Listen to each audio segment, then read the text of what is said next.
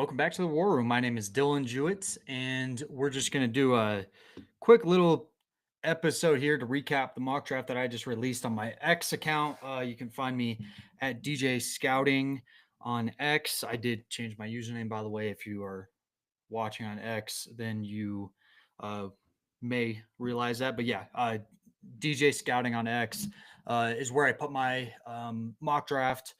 So I'm just going to do a little bit of a recap episode to kind of discuss what the thought process was for these picks. I won't go too into depth on everything. I'm not going to sit here and spend 10 minutes on every single pick, breaking down every single, reasoning behind and all that.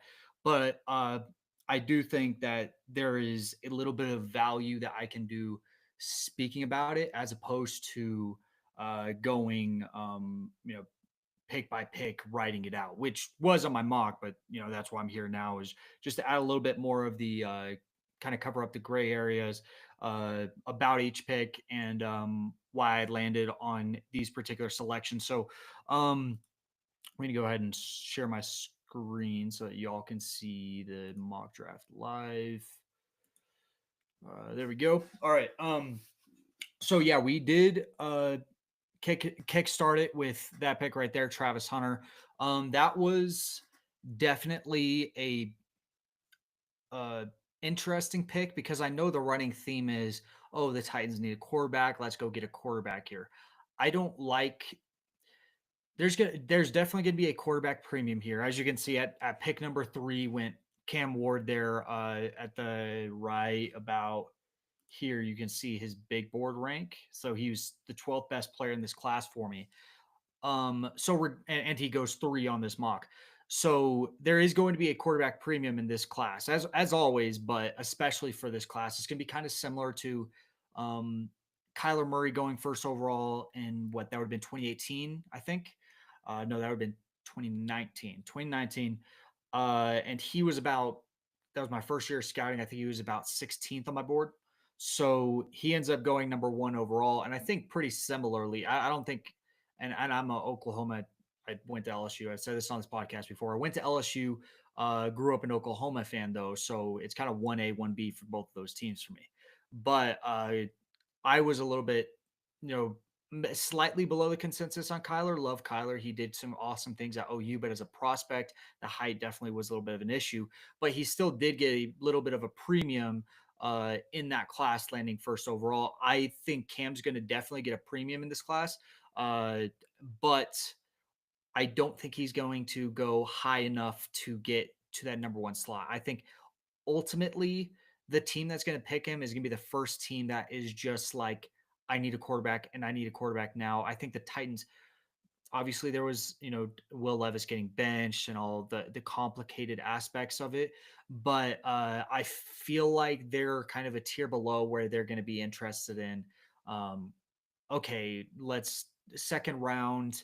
Jalen Melrose might be there. Someone else could be there. Maybe they go wait till the third round and get like Jackson Dart or something like that. So what I think they're going to do is I think they're going to take the best player available, and that's Travis Hunter, who is a blue chip prospect in my eyes. He's going to be someone that um, I'd be interested to see how they uh, use him in terms of workload, but I could see him getting 50-50% split offensively and defensively. Actually, probably more so 75-25 defense. And then offensively spending 25% of his time. Um, Moving on to Abdul Carter, this is an interesting pick. We've talked about the what the Browns might do in this draft on this podcast before. Um, Obviously, quarterback is a serious need for them.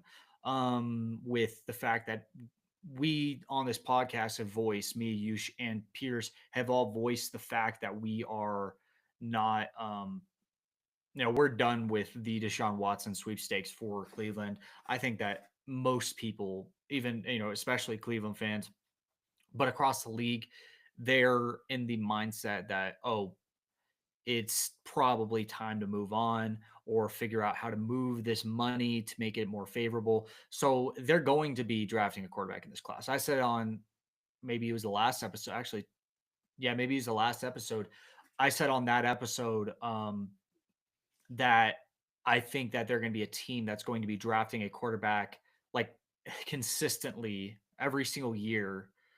Maybe not, first round, maybe not even second round or third round, but they're going to be a team that on day three, at the very least, they need to be just running through these evaluations for these quarterbacks, and they need to pick whichever one that they can get the most value, the best fit, so that they can have a guy eventually at one point or another, something's got to give, and they've got to be able to get over this hump with all these problems that they've had with quarterback play. They're eventually going to have to land. There's no way. It's almost inevitable at this point that they do land a quarterback that's halfway competent. Obviously, Baker was probably the best of the bunch in the past like 20 years or so, but it's been a long time that since they've had, like, you have to go back to like long time ago, like 20, 30 years before I was born, for the last time that they actually had quarterback play that was really at a level that you were like, oh yeah, we are there, there's no issue at quarterback. We have a top 10 type of guy, top five. um okay, so Cam Ward goes off the board here at 3. I really love this fit for the Giants, and you're going to notice here, you can see my screen, it shows the top 8 picks. You can actually see it there at the bottom. Michael Williams at 9, but uh, Shadir Sanders is not up here, and that is one that I would imagine uh, is not very alive in the minds of people. Not a lot of people are sitting here like Shadir Sanders is going to fall all the way down the board. I do think that he has a chance at falling in this class. I don't think that he's as he's I think he's about as good as advertised, because a lot of people are saying, 30s, 40s type of player in terms of where he is big board position, with a second or third round grade. That's kind of the running theme for him. But I think that there's going to be 2 or 3 teams that look at a quarterback early on in this draft. And I think that ultimately there's 2 teams that are kind of guaranteed to get a quarterback. And those are the 2 teams I have here: the Giants, and then the Raiders. Um, but I, especially considering the fact that this is a no trade draft, I could see Shadir falling a little bit. I have him falling all the way down to, believe it or not, 18, because I just have a hard time connecting the dots with, obviously, none of these teams. Bengals aren't going to go get a quarterback, obviously. Uh, None of these teams are going to get a quarterback. Not even Panthers, I think, are more locked into Bryce Young than ever after he ended the season on a not a high note, but a note that it's like, oh yeah, he can be a starter for us. Um, Obviously, Jags are locked in with Trevor Lawrence. Um, Patriots just drafted Drake May. I think this is kind of these 2 picks right here, Titans and Browns, I just talked about. Those are going to be the wild card spots for the quarterback position. If Cam Ward goes within those first 2 spots, then that's when I'm like, okay, Shadir, you're going to be a top 10 selection at a top 6 selection at the very worst, right there with the Raiders. But I think the fact that Jalen Milroe, as an athlete, he's going to get a serious bump after the combine. Um, if he doesn't perform at the combine, that would probably be the dumbest thing that any individual player could do, because Jalen Milroe is the type of player that, just like Anthony Richardson was the same type of guy. I think that there's a number of differences. Yeah, some differences between their game. He's gotten a little bit of comparisons between Milroe has between him and Anthony Richardson, but his overall athletic ability is something that can drive him up from someone that's going to be probably an early second rounder to someone that could be a top 8 type of player. I think that's what he's going to do at the combine, even though a lot of that should, in my opinion, should be expected, because you turn on the Alabama film, all you're going to see is Jalen Milroe showing off his athletic ability, his fluidity, his agility, and his speed consistently, play by play. He's got a well built out frame, very well built out frame, from top to bottom. And those are going to be things that, just based off his God given gifts, he's going to get a bump from that. And while I see that already, I'm lower on. I have him at 45 on my board, but and there's still a lot of housekeeping to do with my evaluations, because there's still 3 months to go. But I already saw those types of traits, but I know for a fact, just based on how it's worked in the past, a lot of these evaluators are still going to give him a little bit of a bump just for his testing numbers. And I think that Milrow is going to be one of the biggest winners of the combine when it's all said and done, and should end up being a top tier selection like this. Tet McMillan goes at 4 to the Patriots. They need a wide receiver. There's not a long story there. I think they need a wide receiver as bad as pretty much any team. So they go Tet. There's a lot of options for them, but I think they go Tet again. This is a no trade mock. If there was trades, that could potentially be an area that uh, they might be in a situation where they're just like, okay, let's reel it in, let's pull a shoot, and let's go back to um, maybe even the early teens. So number 5 is going to be Mason Graham to the Jags. I had a hard time between this one and his Michigan counterpart, Will Johnson. Both of them are stacked together on my board, third and fourth. Um, but Will Johnson's injuries that he suffered this season, they did make him fall behind Mason Graham on my board. So they were originally going to, I just inputted about a week ago. I went through and inputted all the injury background information I could into my database. And Will did take a little bit of a step back in his grade, still obviously lands a first round grade. He's an early first round type of guy for me. And I do think the injury background is going to make him fall a little bit down on the draft, especially considering how recent it was, especially considering, it was, and especially he missed pretty much the back half of the entire season last season. So, um, Jalen Milrow goes at 6, as mentioned. I think the combine is going to be really big for him. Jets, Tyron Smith experiment didn't work out this year. Luckily, they hit on Olu Fushanu's pick. Great player. Um, I would love to see them have Will Campbell on one side and Olu Fushanu on the other. Not to mention the fact that Will could move in inside to guard. I think that he's best suited to play tackle though, because of his overall athletic ability. He also doesn't have the kind of squat that you look for a guard. You're kind of looking for someone that's going to get down and dirty, and that's not uh, you know, a shot at Will Campbell. That's me saying he's someone that plays a little bit more tall, which can be that there's a number of times where that is a problem. He starts off in his stance very high, like almost generationally high, which isn't a good thing. But it's not something that he's not a player that I see moving inside, even though his arm length, I had to verify measurements on it. I think it's like 33 and 7/8. So he's underneath the benchmark or right at it. And the benchmark, for those that don't know, the kind of threshold for the NFL is typically about 34 inches. That's how long you want the arms to be able to remain at tackle. Obviously, a lot of times there's a number of guys that will bump into guard, especially early on in their careers. But for Will Johnson, I think that he's going to stay at tackle, and they can kind of decide what they want to do, which side, and all that type of stuff. But I think he would be a great pairing with Olufashanu as that team kind of works to. They have all the talent that they need.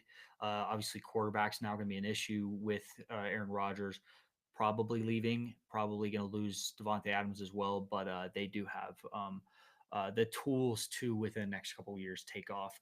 Will Johnson, as mentioned, fell a little bit because of the injury plagued season in 2024. He's a top 5 player in my eyes. Put him across from JC Horn. I like that duo a lot. So the Panthers they still have work to do, but I think within the next year or so they could be a team that's in that playoff picture in the NFC. Michael Williams, he is a little bit lower on my board. I think the fact that they're going to be looking for that Cam Jordan replacement. I don't know exactly the contract situation with Cam Jordan, but even if he's gone or not after the season, Michael Williams is the type of player that you draft and you develop, and it would actually be awesome for Cam Jordan to be helping with his development, help him learn from him, teach him, the ways of the Jedi and all that type of stuff, so that Michael Williams can turn into a high caliber player. But obviously, uh, um, he's from that area, the South, and it wouldn't be a long travel for him to get over to New Orleans. So Ashton Genty goes to Chicago at 10. This is a tough one. Obviously, the kind of running consensus is, oh, he's going to fall to 12. He's going to be a Dallas Cowboy. Uh, I don't I don't know if he's going to make it past 10, especially now you hire Ben Johnson. You want to be able to continue to provide Caleb Williams with as many tools as you can to be able to make him as successful as you can. You want to give him so many weapons that it's kind of impossible for him to fail. So because this year is going to be a year that you're a hopeful playoff team this next season. Caleb Banks, he could play guard, he could play tackle. I'm going to be I've watched I think 3 games on him so far for the 2024 season. I think I watched another 2 games the year prior, but I'm going to do a little bit more homework.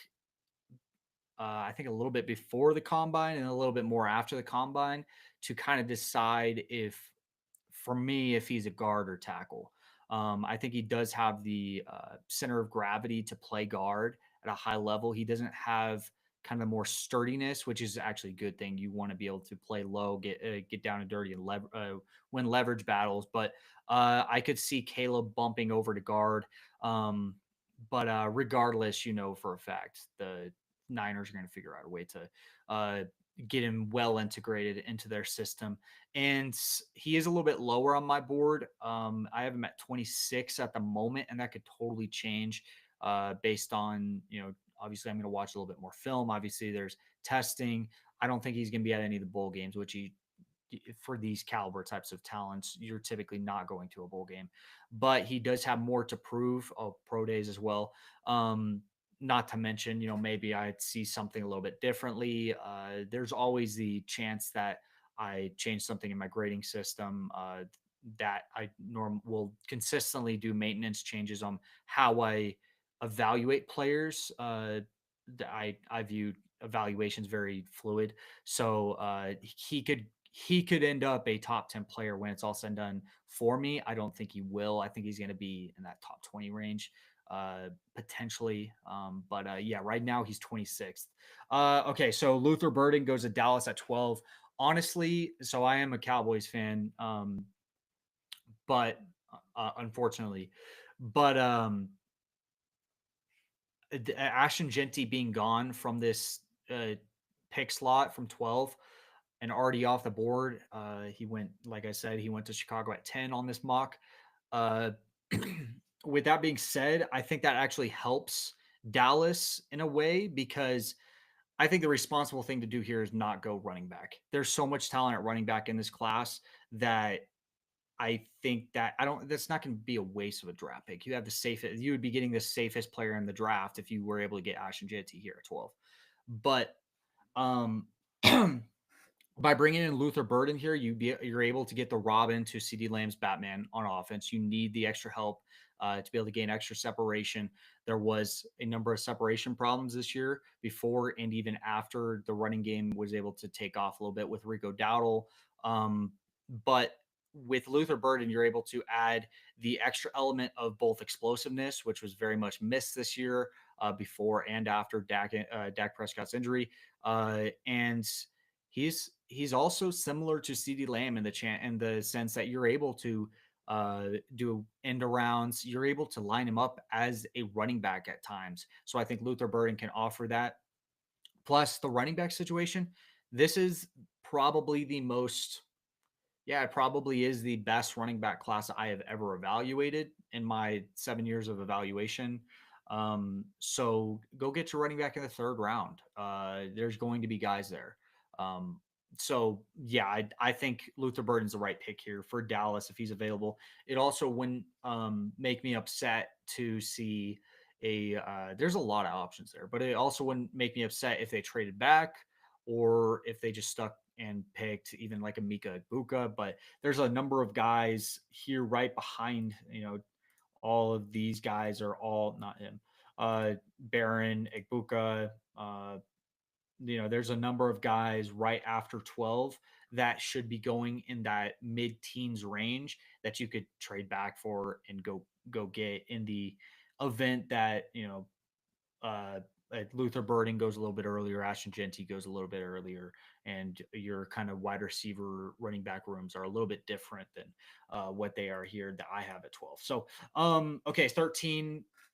Dolphin. If I'm the Dolphins, I am probably trading back and getting an Armand Membu or a Ariante Ursary type guy because they need physicality. I said this last, I don't remember who I ended up in my final mock draft having them get, but they need physicality. They're all finesse. The Dolphins were built from the ground up as a finesse team. We know this. We've seen this for the past pretty much the Tyreek era in Miami. That's who they are. That's how they play. But they need to add more physicality. And Josh Simmons does have a number of physical traits about him, but he is a little bit smaller. He does have room to fill out. I have verified measurements of him at 297 in terms of weight. So not the biggest guy, but I do think that was taken before this season. I do think he did get bigger throughout the season. Obviously, he had a season-ending injury roughly midway through the season. I think it was against Penn State that he suffered that injury. No, it was Oregon. I'm pretty sure. The regular season matchup that they played.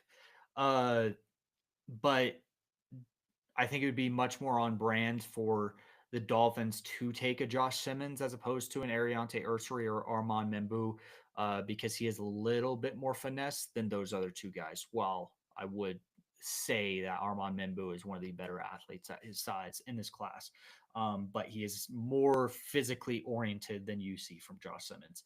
Um, Okay, Tyler Warren. I think that this is the easy pick for Indianapolis. He's 11th on my board, so he is. I think that's the second best player remaining at this point in time, behind Malachi Starks.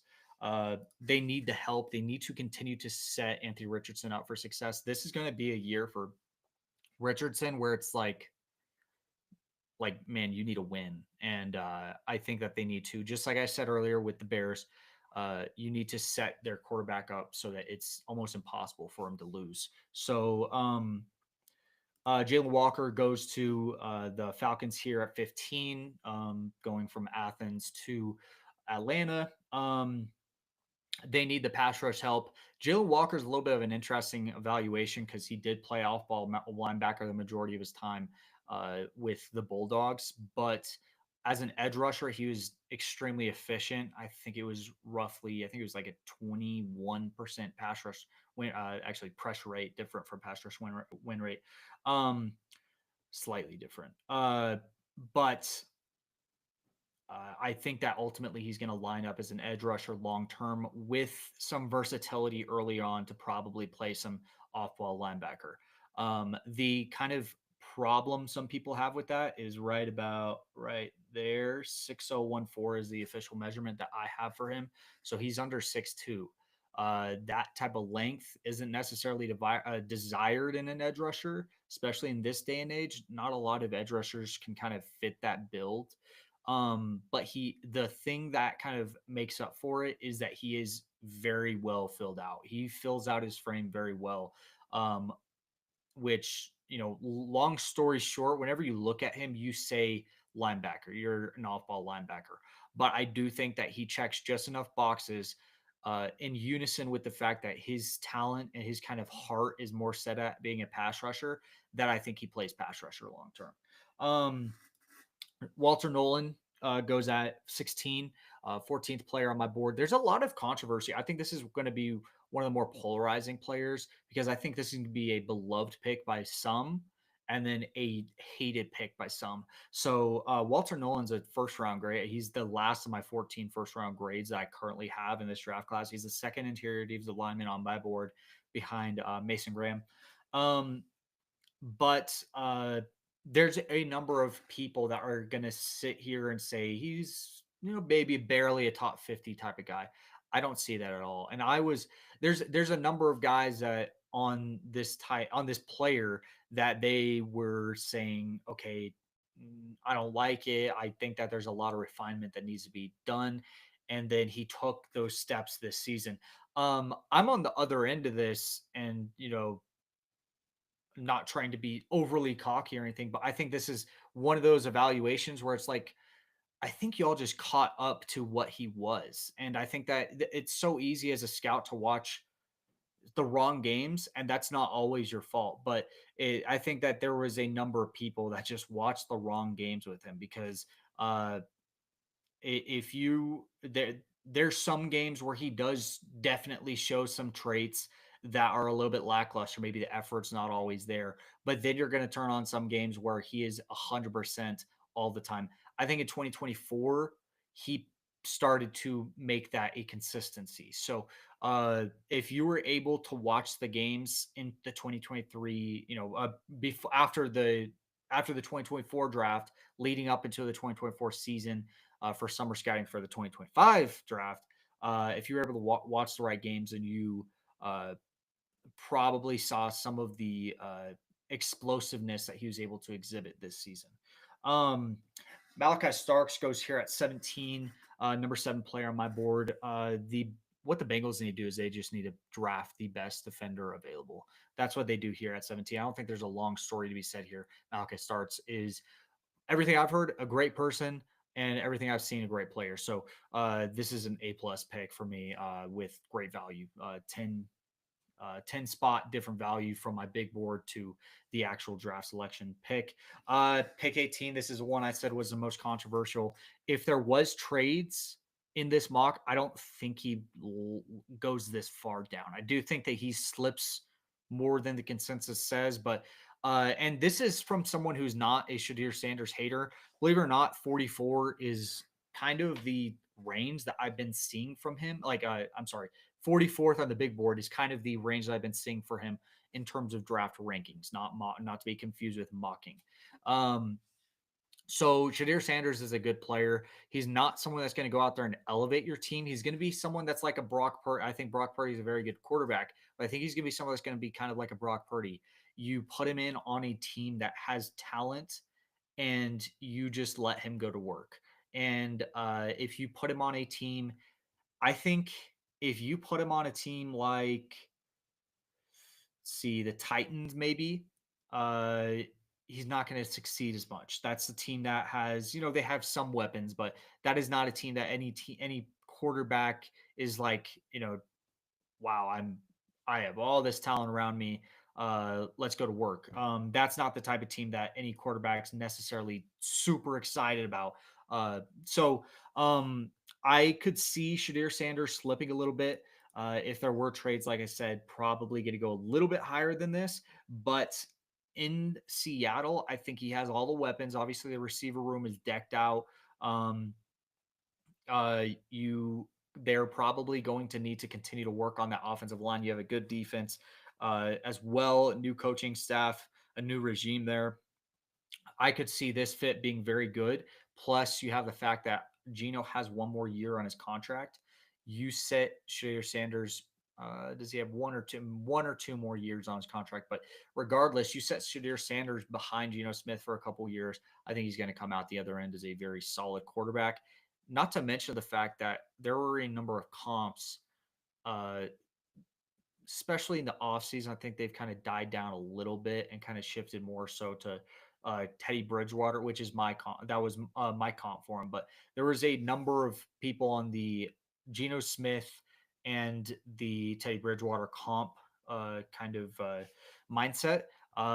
And I think him ultimately being behind Geno Smith, working behind him, learning from him a little bit for a couple years would be slightly poetic. So it kind of makes a lot of sense there.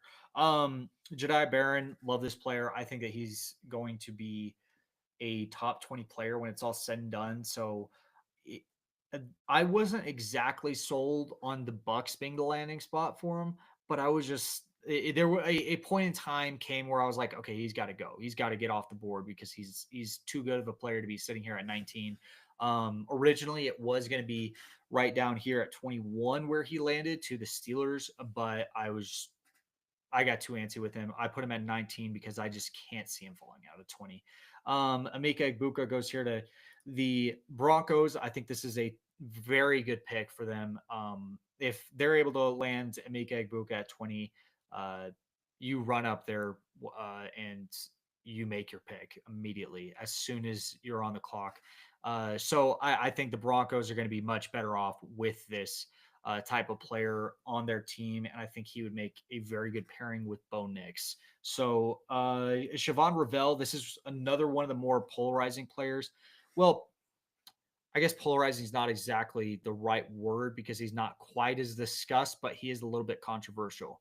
Um, this is obviously a small school player. East Carolina, not a big school, not a lot of competition. There were the games I was watching for him were like Norfolk State and just very very poor opposition.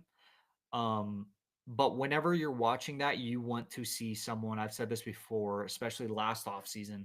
I think I said this especially in regard to Marshawn Nealand when he was coming out of Western Michigan. Whenever you see these types of players for these small schools, you need to see a man amongst boys. You need to see someone that is doing just revolutionary stuff to his opposition. Siobhan Ravel was doing that. His entire side of the field was it was not uh there was no real estate available there. He shut down his entire side of the field. No receiver was making plays on him.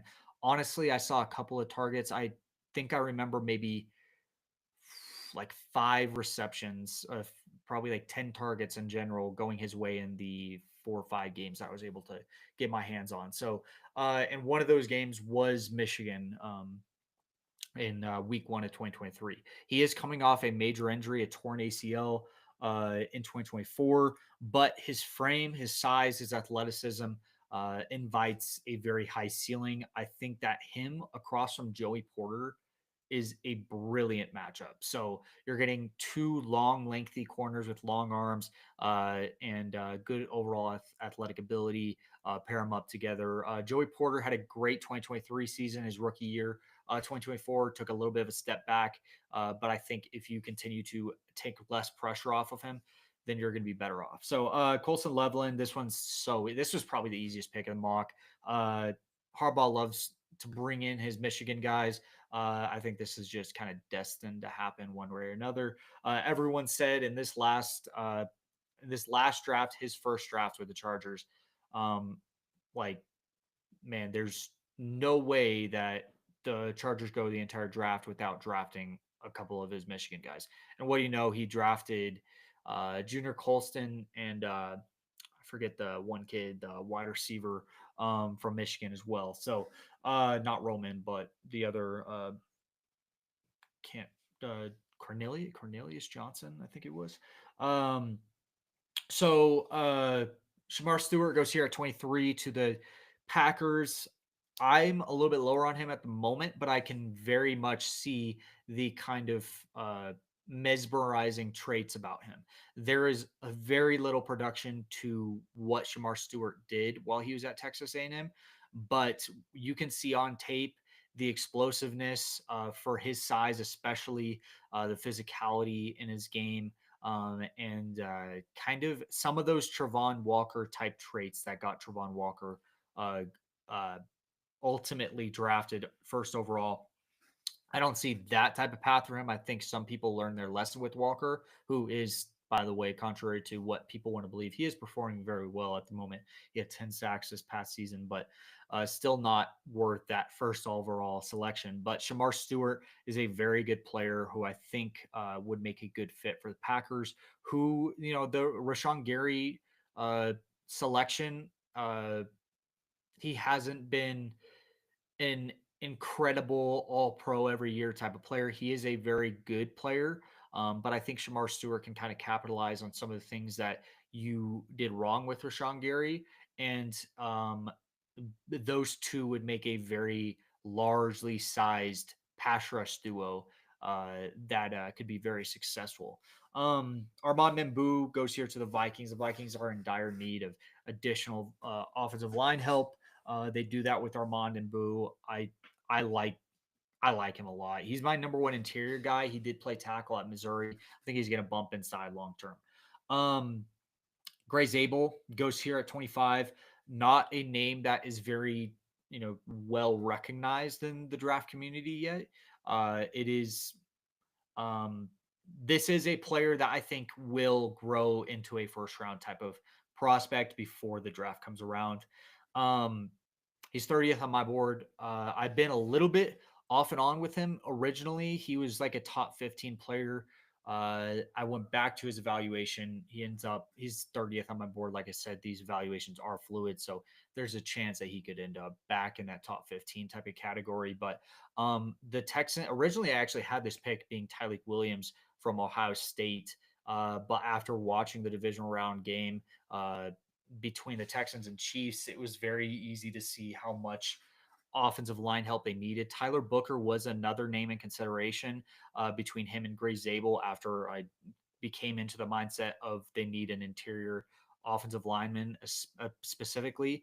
Um, but I do think after the uh, man, the name's not coming to my mind right now, but the Texas A&M kid, Kendrick something, um, he did not work out for them, and I think I see a lot of the same traits between him and Tyler Booker. So I could see them maybe going for a less, maybe someone who's not as big, but maybe someone who's a little bit more agile, and you have the position flexibility. So if Gray Zabel doesn't necessarily work out, I think he's a center in the pros. If he doesn't work out at center, you move him to guard. If he doesn't work out at guard, this isn't one of those guys that's like he's interior and interior only. I think this is someone that does have five position versatility, true five position versatility. It's not like Cooper Beebe where everyone is like the arms make him a guard. He's a guard. Uh, that was last season. And then he ultimately ended up being a center. But point given is that Gray Zabel does have the ability to potentially play anywhere on the offensive line. So this is a safe pick, and I think that he's someone that could develop into a fringe Pro Bowl type of guy on a year-to-year basis, which is something that CJ Stroud and the Texans need up front right now. Ariante Ursary to the Rams. Love this pick. He's a very talented player. And top 20 player on my board. I think the upside is immense with Ariante Ursary. So this pick makes a lot of sense for a team that does need some additional help on the offensive line. Nick Scorton, someone that has been a lot lower on my radar, and I think that that's about to start happening consensus wide as well. Nick Scorton is not as athletic as initially accredited. So he's a very skilled player, very strong player. He's able to set an edge in the run game. You're going to see him um, he'll have a number of plays in there that you're like, oh yeah, there's the athleticism that they're talking about. But I think you're going to see more of the uh, average clumsiness type plays than you will see the explosive plays. So he is lower on my radar. He's 49th on my board at the moment. I think he will take a couple more steps up in the pre-draft process. I feel like he could be someone that outperforms the testing projections that I have for him. But ultimately, uh, I land with this type of range, late first round pick for him. And I think the Ravens make a lot of sense. Although the Ravens have a ton of options here at 27, any team that needs a defensive lineman here on the back half of this draft, which is like everyone, um, Ravens, Lions, Commanders, Bills, Eagles, all go back to back on defensive linemen in this mock. All of those teams have options. So this is a range where if I'm one of these teams, I'm just locked into getting a defensive lineman, I am not moving unless I get an offer that I can't refuse. The only reason I would move is because, you know, maybe I want to see it thin out. But if I'm sitting here and I'm scared about, is the right guy going to fall to me? I'm not moving up because these defensive linemen, if I need a defensive lineman, I'm sticking and picking here because there's a lot of talent available. Landon Jackson is one of those guys, a very talented guy. Um, this is someone that is going to play nonstop, foot on the gas pedal consistently. I like Jack Sawyer a lot from Ohio State. That was my original pick here for the Lions. Then I changed it up. I was like, man, I have a hard time seeing Jackson not in a Lions jersey if he is available here at 28. Uh, I think he has a lot of those same traits from Jack Sawyer. But while I see Jack Sawyer as a good football player and a good leader and all of those things, he checks a lot of those boxes. I think Landon Jackson's overall athletic ability is just so much better. And I, I I think Landon Jackson's gonna be a lot better of a producer than Jack Sawyer will long term. So I ultimately was like, okay, let's go with the production here for the Lions.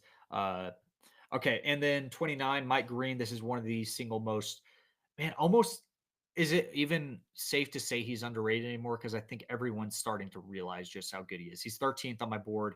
Uh, Loved watching him from the moment I saw him. So, very, very fluid player, elite athleticism for an edge rusher.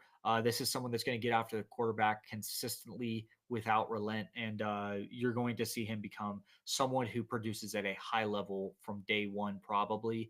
Uh, I wrote down, you'll notice here at the very bottom, Micah Parsons. So Dan Quinn's kind of Washington, D.C. Commanders uh, version of Micah Parsons. Obviously, he played with Micah or coached with Micah for 3 years in Dallas.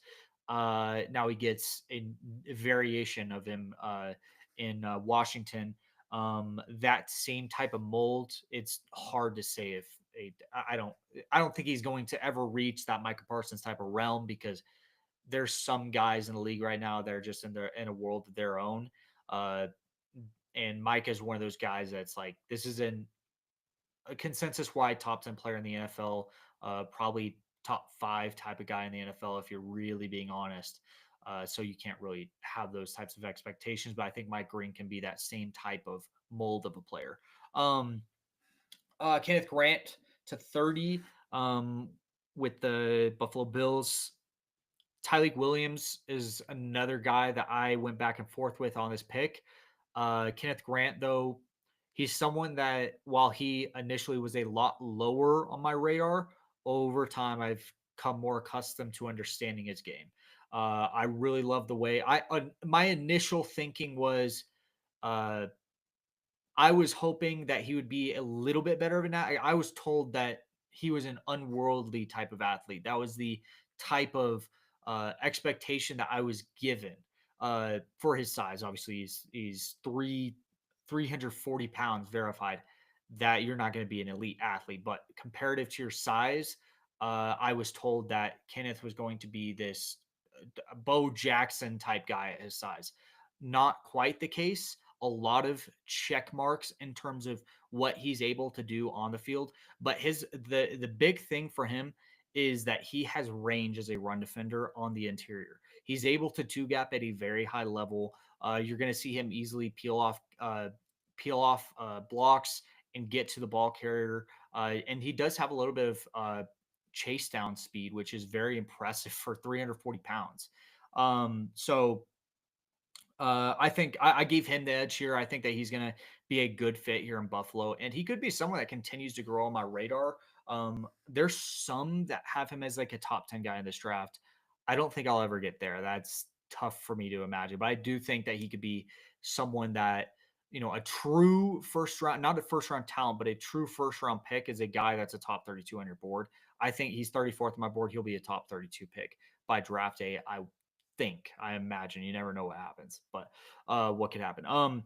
James Pierce Jr. This is a crazy drop off. He was projected first overall at the beginning of the offseason, falls off all the way down to 31. And I don't think there were some people that gave him no flowers for what he could do on the field. Some people, I I think he's a very crafty edge rusher. He knows he has a plan on every single play. He has quick hands. Extremely fluid elite athlete. Some people wanted to discredit that a little bit too much.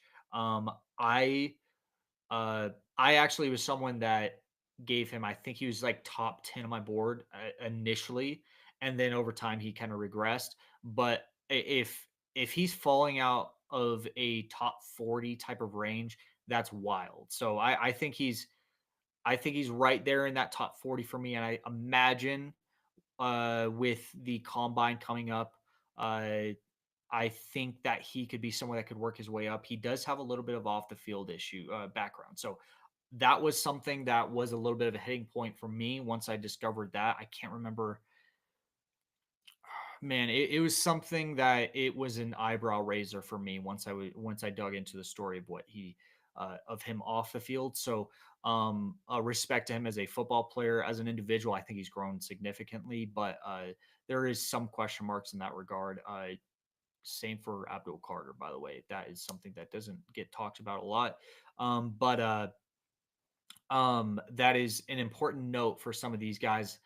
There are a number of guys that are going to drop off at least a couple of spots in the draft just because of some of those types of concerns. So, 32, Josh Connerly Jr., another pick that is like there's all the options that you want available. 22nd on my board, 32nd pick. So you get value, 10 spot value there. They're in the interior of this Chiefs offensive line is almost bulletproof. Um, I do think Thuney has another year left on his contract, so it should stay that way. But the offensive tackle position on both sides does need work, and I think Josh Connerly Jr. is someone that can plug and play, fix a lot of those issues. He reminds me a lot of Troy Fatanu from last year, and he grew on me similarly because Troy Fatanu was someone that he was a I think top 40 guy initially, then a top 30 guy, then a top 20 guy, then he was, I think, 14th, 15th on my board ultimately when it was all said and done. Connerly was outside of my top 50 and then filled out. And a lot of that had to do because his frame was very skinny, very small. He filled out his frame and the verified measurements I have on him are 305 at the beginning of the season. I think that he is going to be bigger than that at the combine. I think he's going to be closer to 315.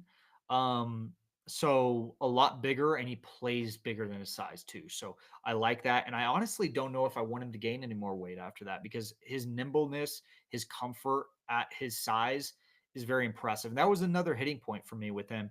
Originally was he didn't seem quite comfortable with his size initially last year.